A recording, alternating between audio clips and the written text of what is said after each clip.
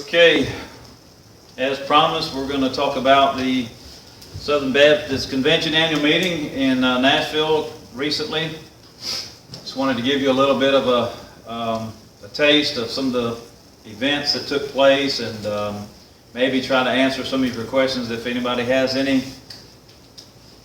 One of the things that stood out about the convention, and it worked in my favor, for some reason this year there was a little bit of a delay as to whether or not I was sure if I was going or not, and it worked out to my benefit because the meeting changed venues.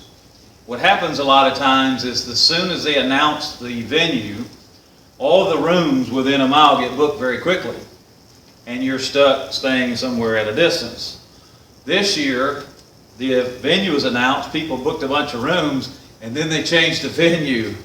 And it had to do with COVID. It took a number of meetings.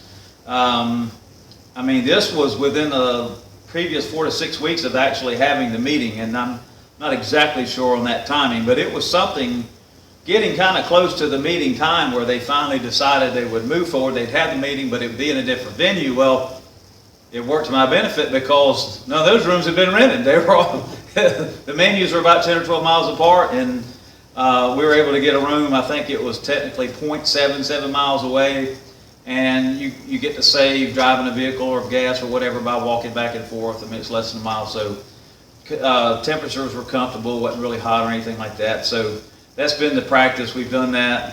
Of course, it was canceled last year. It was supposed to be in Orlando, but that's been the practice.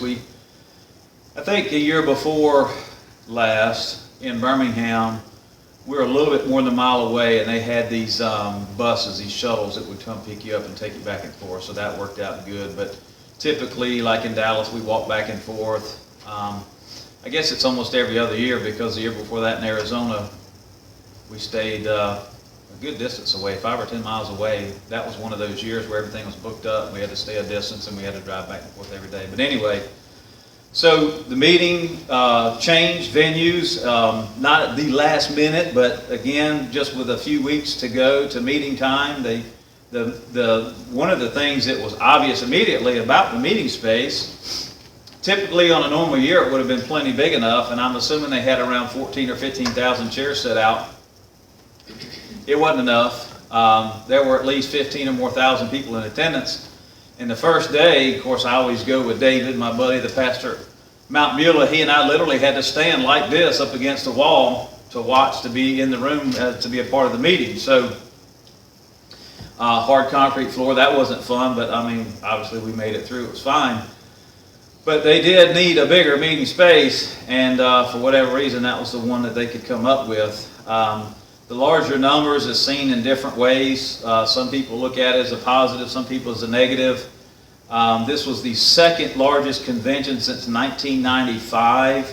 That was in Atlanta. There were over 20,000 messengers. This year in Nashville, there were about 15,500, so around 5,000 less than that 95 meeting in Atlanta. But anyway, again, some people look at that as positive, some as negative. Why are so many people there? In a negative sense, you might say, well, more people showed up because they were afraid of something slipping through their fingers, and they're not going to be able to stay on board with the SBC. Some of the negative things that I heard. I would say in more of a positive light, to me, more people going, I say, is positive or optimistic in that people are interested, they're concerned, and they're going to take part in the meeting, to be there. You can't vote any other way but live in person. And so I took it as a positive that so many people were there. Of course, the messengers are those that can vote, but then there's 3,800 guests. This is this year.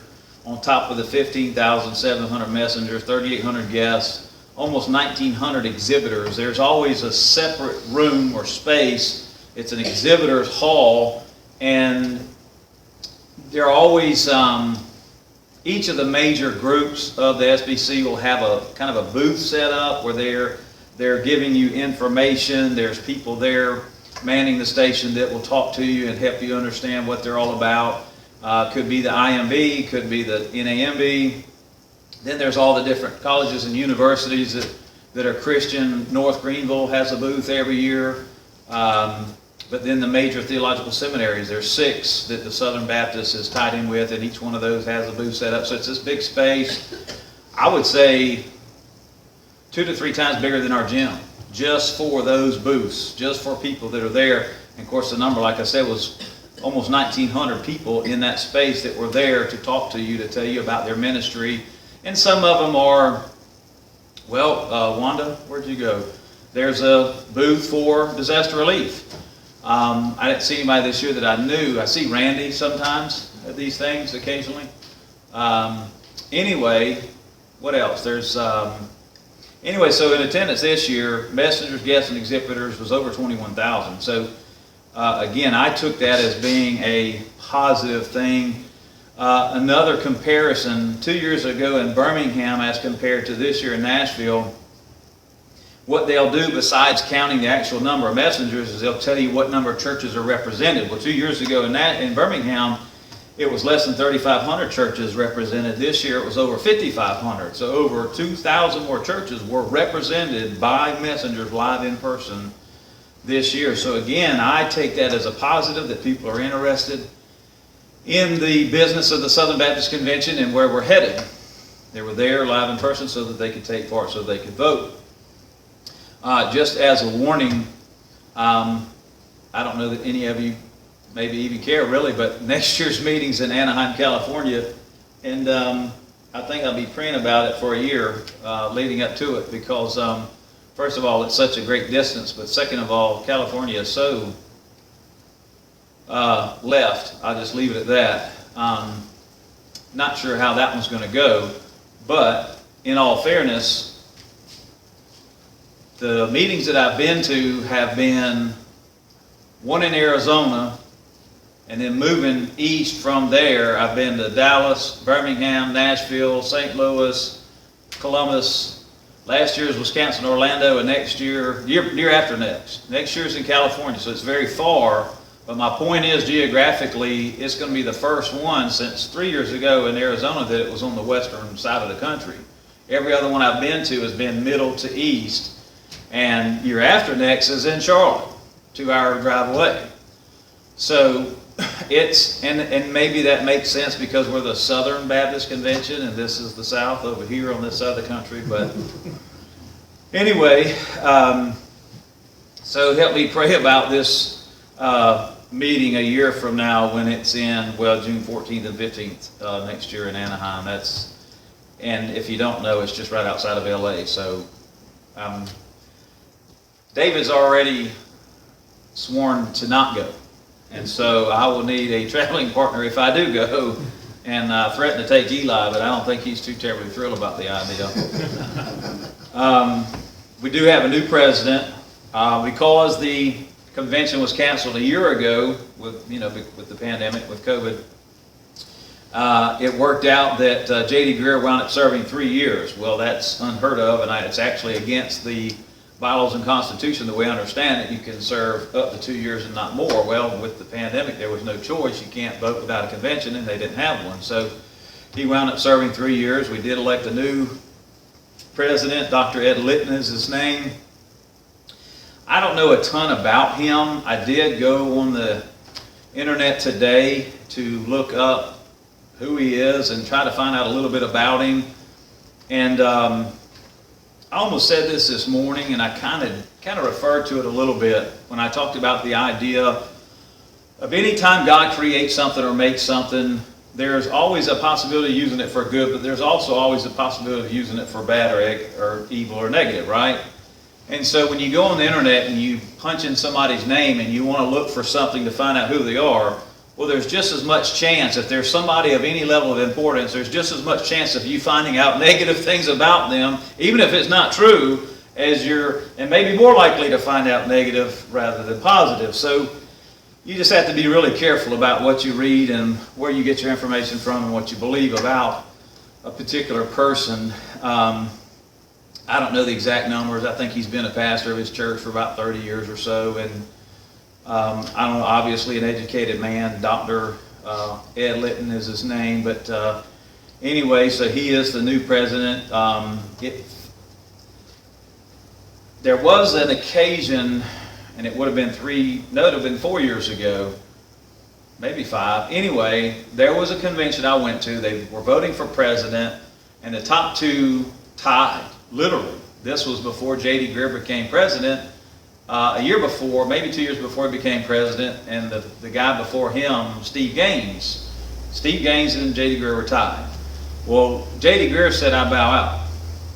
I'm not even going to be considered for the running, which automatically put it into the hands of Steve Gaines to be the president. So he did. He served. And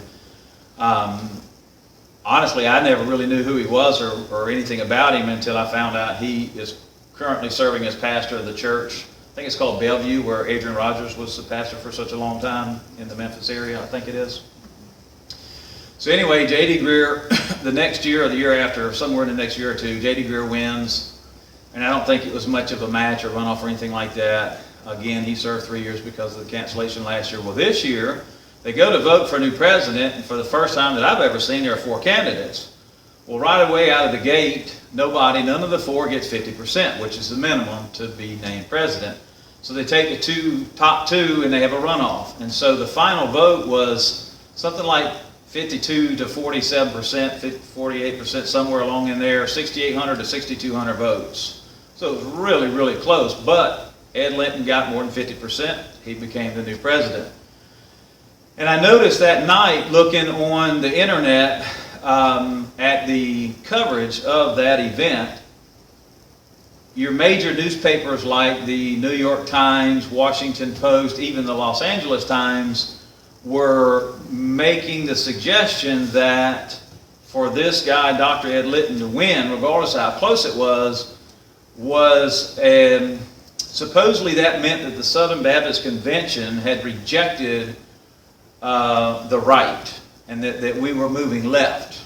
We were moving away from conservatism and moving towards liberalism. And that's the way it was put out in the newspapers. Well, again, those are secular, non-Christian newspapers. So I don't know that there is such a thing as, I'm sure there are people that are left, that are liberal, that are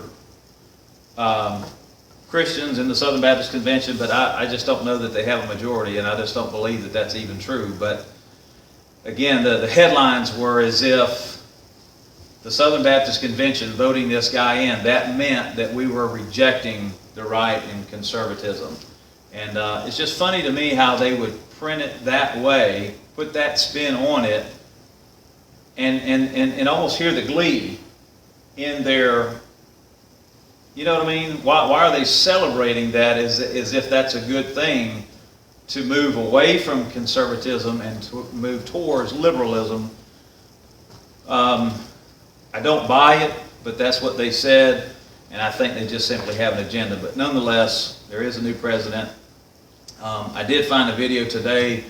Of course, the church that he's at has their own, just like we have videos now, really because of the pandemic. I don't know how long they've been doing videos, but he made a video that kind of projected his, sort of his vision going forward, and it was very much to do with kind of the heart of the Southern Baptist Convention, the idea of taking the gospel around the world to everyone, and basically just agreeing with what we already believe in. I think he did sort of go out of his way to acknowledge the fact that there is a lot of different people in the Southern Baptist Convention that think a lot of different ways, but nonetheless, our strength comes from our unity. And he was very clear when he said, I understand, and it's not even asked of you. We don't ask the Southern Baptist churches to think uniformly. Nobody from the top is telling every one of us individual churches to get in line and think the way that one person thinks. That's not the way it works. And he was very clear about that he understands that that's not the case, and that won't be demanded of us. Of course, we're autonomous anyway, but he was just saying that our strength comes from our numbers, and that moving forward to continue in the battle against the evil of the world, we would need to continue to be united. Not uniformity, but united in believing the gospel and that it should be carried out around the world. So there's always reports as part of the Southern Baptist Convention, reports from each of those 6 universities, from their presidents, reports from the IMB, the NAMB. There was a SEND conference this year. It was a little bit different. It's a new thing that they started a few years back, SEND, SEND. They had a conference for a couple of days prior to the actual meetings where they had various speakers come in and cover some of their things that they had been going through. But David and I left here Monday afternoon, and by the time we got there Monday night, we'd missed pretty much all of the SEND things, so we just started Tuesday morning at the actual Southern Baptist Convention. So I don't have much information about any of that stuff that they did as far as the quote-unquote SEND conference. Part of the meeting each and every year is to have a time of business, and the way that they do it, because it's such a big room, there's so many people there, they have these stations set up, and it doesn't really look like that, but it would just be something out of the ordinary, something that you would know that this is not something, it's something different, it's something that stands out. And what they do is they have a microphone there, and they have an operator close by, but then people that want to make a comment or either make a motion, they have to go get in line at one of these, and they're set up. There's about 8 or 10 set up all around the room, and so you go and you get in line. And one of our local Aiken pastors did just that. You may know Clint Smith from Town Creek. He had an amendment to one of the resolutions, and it was passed actually, and we'll talk about that in just a little bit. But these open times for business, where you have people come to these microphones and they get recognized and they want to bring a motion to do this or do that. And first of all, let me back up and say this. If you have a resolution, if you have an issue that you want the Southern Baptist Convention to recognize, there's a particular process where you put it in writing and you send it in. And I think you have to do it at least 6 weeks prior to the meeting. And so they have a group specifically set up to receive that motion or that resolution and to act on it in whatever way they feel or deem is necessary. There's an actual quote-unquote resolutions committee. So they'll come in one of those 2 days. There'll be a time where they list those, and they'll say, these are the things that we received, these are the ones that we're acting upon, these are the ones we're not for XYZ reason. And so all of that's part of the business. But again, there's those opportunities for somebody to come to the microphone and say that they want to make a motion, they want to talk about a point of order. It's a business meeting, and they use the rules of Roberts. And one of the things that it really stands out to me is, I don't know if it's 10 or 15 lawyers on this stage behind, like the choir loft, just imagine it was filled with lawyers. And they're there to make sure that the business is done professionally and legally. And so occasionally, somebody from back there will holler up here to the guy at the podium and say, wait a minute, hold up. And then he'll go walk back there and they'll talk and say, okay, sorry, I did something wrong, or I said something wrong, and he'll straighten it out, whatever, and they move on. But anyway, so it's a business meeting, and there's people coming to the microphone, there's business orders, there's reports from various groups. But the idea of thinking that, I don't even know the numbers of how many Southern Baptist churches there are grand total. I'm pretty sure it's close to around 45,000 across the United States. And to think that really only about 5,000 of those, or maybe 5,500, sent representatives this year to be a part of this meeting, which is a pretty small number, but nonetheless to think that all those people are going to be thinking exactly alike, well, that'd be silly or naive, right? All these people are not thinking alike. We all have our own separate areas of the world where we have focus and emphasis and agenda, if you want to put it that way. Not that they're bad necessarily, but there's just a lot of different people thinking a lot of different ways. And so one of the things they like to do is remind us that we are sharing a common general belief based in the Baptist Faith and Message 2000, which is something I've been trying to tap into to help all of us see what that is and what it says. But it leaves a lot of room for opinion and for these motions and these resolutions. And one of the things that drives me crazy, my goodness, have I been talking that long?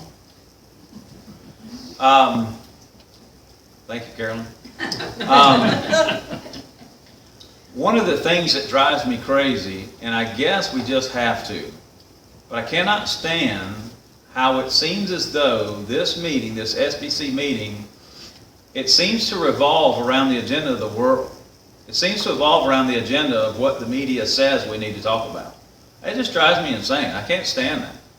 I don't know why we can't set our own agenda and talk about the things of God, the things of the Bible, the things of our...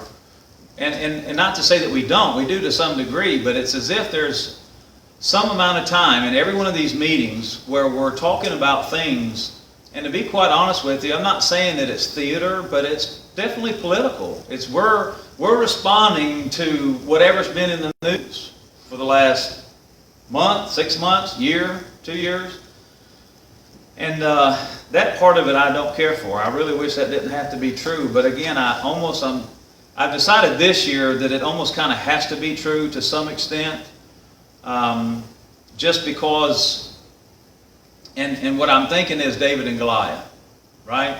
Goliath comes out into the middle of this field in between his army and the army of Israel, and he's out there ranting and raving. That's the media. If nobody from Israel's side goes out there and deals with that, then it's as if we're all a bunch of cowards and weaklings, and he wins just simply because there was no battle. So there has to be a David, somebody to go out there and get involved with that. Again, to some degree, I hate that it has to take up so much of our time and be so much of a part of our meetings, but we make these resolutions year in and year out. And one of the things that they said this year, and it was one of the lawyers, he got up, comes all the way up to the microphone, and he says, look, I need you all to understand something. A resolution is what this body decides they believe right now today. That's what a resolution is. So it doesn't even matter what all the other maybe 3 million Southern Baptists all over the United States think. That body in that room makes a resolution, and that's their opinion, that's how they feel. That's what a resolution is. So if we don't take it home and try to get our churches to enact whatever that resolution is, well, that doesn't change anything. And we don't have to. We're autonomous. So it's, again, I hate using the word that like it's theater, that we're just simply doing it as a proclamation to the world so that the media has something to say about what it is that we have done. That's the part I hate about it. Anyway, I guess I'm out of time, so if anybody has any questions, I'll try to answer quickly. My goodness. Am I thinking right? No, it's only 6:30. Okay. I mean, I'm not going to talk 30 more minutes, but if you have some questions, I'd like to answer them, and then we'll do our... What kind of resolutions did they bring up? I saw in the paper some things. Well, you tell me what you saw, and I'll see if I can... Something about sexual harassment. Okay, that was one of the biggest things. Apparently there has been some reports that there's been sexual harassment cases in the Southern Baptist Convention, whether it was in a particular church, whether it was amongst the people that attend, whether it was amongst the people that work there on staff, whether it was amongst one of the states, like we have the South Carolina State Baptist Convention, whether it was one of those people, whether it was, or even locally, like the Aiken Baptist Association, somewhere in all of these layers of the Southern Baptist Convention, there have been reports of sexual abuse of varying degrees. I don't know the numbers, but maybe 100, maybe 200, but all throughout the United States there have been accusations. And so the quote-unquote executive board, and I kind of don't even really know exactly what that means, but it's somewhere around 80 to 90 people that have been plucked out of the United States to be on this board to help deal with the business of the Southern Baptist Convention. Apparently, there were issues that were brought to that board, and that board did not handle those accusations correctly. Either they swept them under the rug, pretended they didn't happen, or they kind of did a little light tap on the back of the wrist, but it was felt by some, I guess by many, that it was handled incorrectly. And what I say about that is sin is sin. It can be sexual, it can be abuse, but it can be anything. And no matter what it is, we should repent. It's wrong. If it's sin, it's wrong. So I don't know the details. I don't know that they did actually mishandle any of those things. That's the accusation, that group, that body, the executive committee, they mishandled. But it goes a little beyond that, because there's supposedly, I think it's one of the presidents of one of the colleges had to resign a year or two ago over the same type of thing, sexual abuse of some sort. And it wasn't, if I understood the story right, it wasn't him sexually abusing someone. It was him getting a report of sexual assault and ignoring it. So he was guilty of not being David and going out there and battling Goliath. He was guilty of ignoring it, sweeping it under the rug, and pretending it didn't exist, which is kind of the lazy, I mean, it's the wrong way to handle it, but I don't know if he just didn't, I don't know why he didn't handle it, but he didn't handle it, and it was very public. And that was just one case. There were others like that. And so the resolutions were, and there were several, but one of them had to do with the idea that this executive committee, they were going to do a report on themselves. And one of the resolutions was, no, that ain't how it works. We're going to get somebody to do a checkup on you guys to see what's going on. Some outside group is going to do the checking and come back with a report to the rest of the body of the convention at the next meeting next year. So that was one of the things.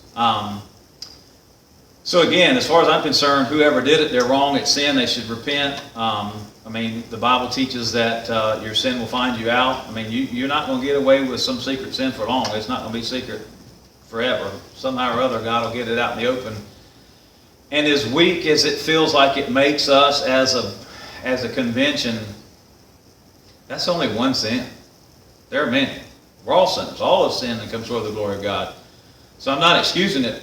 Don't hear that. I'm not excusing it at all. It's sin. Those people that have been involved should repent, and they should do whatever is necessary to make it right. But I think we as Southern Baptists have a bad habit of picking certain sins out of the Bible and blowing them up and making them real big, and oh, you cross the line, you can't do that, and we ignore these sins over here. I don't know why we do that, but we're very, very guilty of that. And it just so happens that the Me Too movement is popular in the United States right now. This abuse thing, the Catholic Church, they just went through a huge thing with abuse. Again, these things need to come out. I'm not saying keep them secret. They need to come out. Those people need to repent and make right whatever they have to do to make it right. But the idea of focusing on that one sin and then neglecting these others, how is that right? We should recognize every sin and call it like it is. And you have to repent.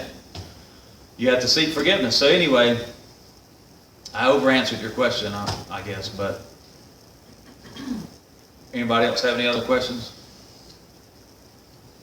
Yes, sir. You mentioned that the convention was going to be out in California. Now, is that saying there is Southern Baptist churches in California? Absolutely. Well,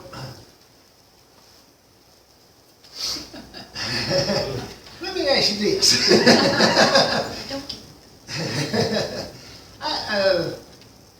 I can't figure out in my mind how a Southern Baptist church gets to California. Does somebody from the Southern Baptist Oh, yeah. They go there and establishes the churches and say, this is gonna be a Southern Baptist church. Yes. And they under the Southern Baptist Convention umbrella. Well, that's one way it happens. Another way it happens is a church like, have you heard the name Greg Laurie? Oh, yeah. I think it's Harvest Church. Well, he was a very well-established church, but he started making contact with the leadership of the SBC and decided to become a part of the SBC. So it was a church that was already up and running. But they decided, we align with the SBC values, so we want to become a part of the SBC. You've heard the name Rick Warren. He wrote Purpose Living, I think, whatever that name of that book was. Purpose Driven Life, thank you. Okay, they did the same thing. They said, we align with the SBC, so they joined. Well, guess what? I don't know if you heard this in the news recently, but they just ordained women to be pastors at Rick Warren's church. So now the SBC has a committee that's working towards either a resolution or dismissing them as members of the SBC. But it happens, like you said, where basically kind of a church planter, a missionary goes to an area in California and they start a church. Might start from scratch. Go ahead. If a church is autonomous, but we're still part, why can't they do that? They can. They did. But I mean, now they're going to kick them out. We are. I hope. That's where me and you clash. Well, I'm just telling you what the Bible says. God died for men and women. He did. And He sent men and women as missionaries. They can be Sure. preachers. That's your opinion. That's not biblical. Oh, I mean, we could read Timothy if you'd like. If you want to take time to do that. So, does that answer your question? Do you have any other questions? Anyway, so as odd as it sounds, there are Southern Baptist churches in California. When I went to Arizona 3 or 4 years ago, they had a church that I attended on that Sunday morning because I went out there a day early that year. And it was on the sign. It was a big sign with a lot of letters. The Southern Baptist Church of Scottsdale, Arizona. All in big letters on their sign by the road. So there are Southern Baptist churches out in the West. Not as many. Obviously the South is much more Southern Baptist oriented, but matter of fact, I heard a study one time where I think in South Carolina there's 1,800 churches per person, per population, 1,800 churches per. I think New York's closer to 70,000. I think somewhere like Oregon or Washington, somewhere out in the Northwest, is closer to 100, 110,000. So I mean the churches do concentrate more to the south and east. But no, they do actually, and that SEND, that S-E-N-D that I mentioned, this, it's not even new anymore, but it was a push, it was a move to have churches start in other places, and they call them SEND cities, which is, if you don't think about it, spell it out, it sounds like Sin City, like S-I-N city, but it was SEND cities, and it was where they were sending these church pastors to a place where they recognized they needed to have a Southern Baptist church. And they were church plants. Sometimes they would find a church. I think pretty much every one of those was a brand new, fresh start. I don't think they ever adopted any, but it does happen both ways. Anybody else?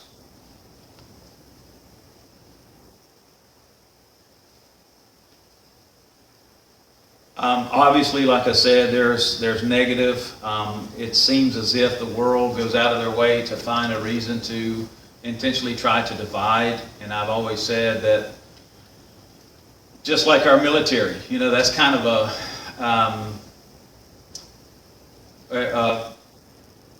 when you go to war, you want to divide your enemy because divided means weaker.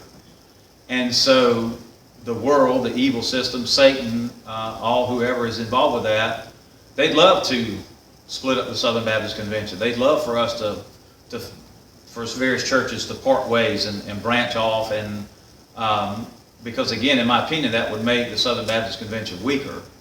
The idea of the cooperative program, sending monies, you know, whether we send $50 a week, $100 a week, whatever it is, but when you do that times 45,000 churches, we can send something something like 4,000 or 5,000 missionaries out all over the world, because we're a convention that works together.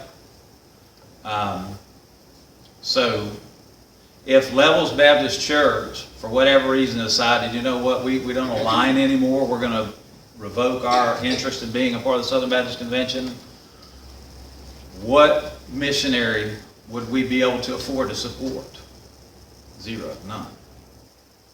But we can know that our monies that we send to the cooperative program are reaching people literally all around the world. So it's being a team player, kind of. Are we perfect? No. Are there problems? Yes. But I think when it comes to a family, there's always going to be disagreement. Again, when you have people from South Carolina thinking a particular way, people from Texas, people from California, and you all come together in one room and you attempt to make agreements and come together on an issue, there's going to be people that think differently, that don't get along or don't agree. One last thing real quick. One of the resolutions, and I told you I'd bring this back up if we had time, is there was a resolution where they decided that, it's the Southern Baptist Convention, it's almost kind of the belief and motto and whatever, but they said we're going to reach every person for Jesus Christ in every town, every city, every state, every nation, and they've got what they've called now the Vision 2025. And it says our convention endorsed, this is a little blurb from a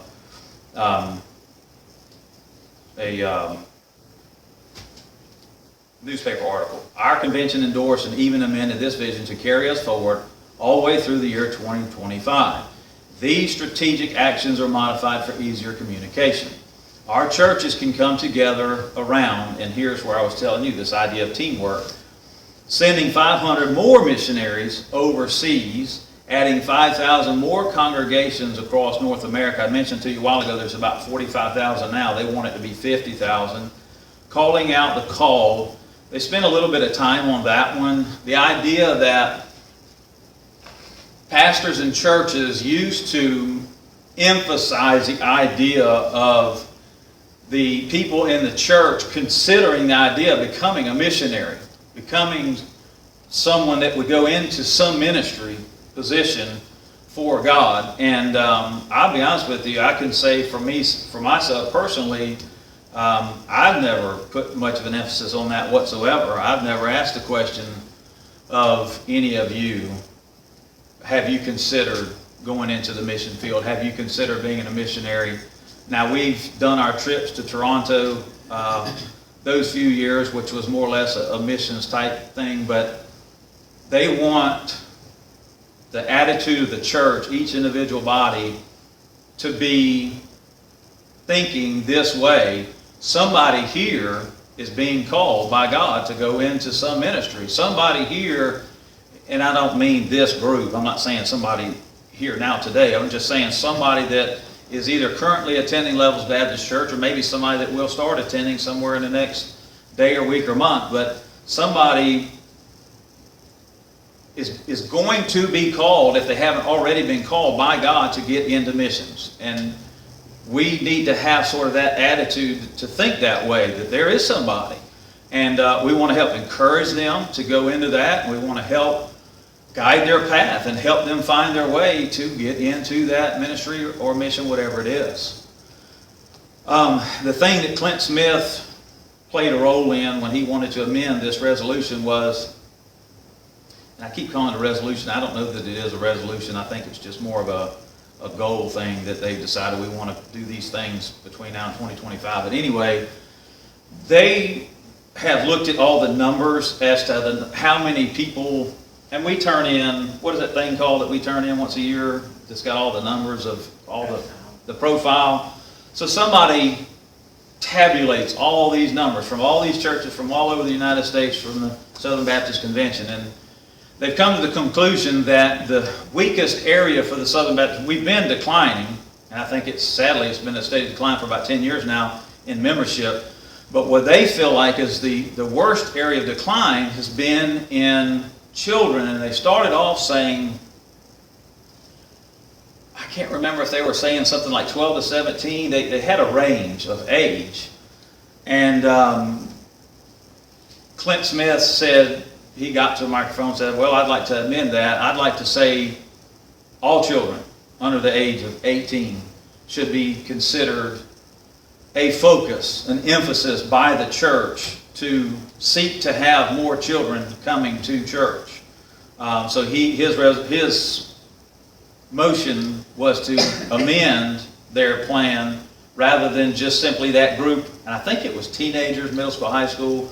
He was saying, no, let's make it all kids. Every child under the age of 18. Let's have more of an emphasis to go after those people under the age of 18. And then the next two, increasing giving through the cooperative program and prayerfully endeavoring to eliminate all incidents of sexual abuse and racial discrimination among our churches. And so that was the quote-unquote Vision 2025 brought to you. And the little bit of discussion about that vision was people that were opposed to the executive committee putting that vision forward. In their estimation, that committee wasn't qualified to put a vision forward because they're under scrutiny. So that was a discussion for some time, but nonetheless it got passed, voted on and passed. Any other questions?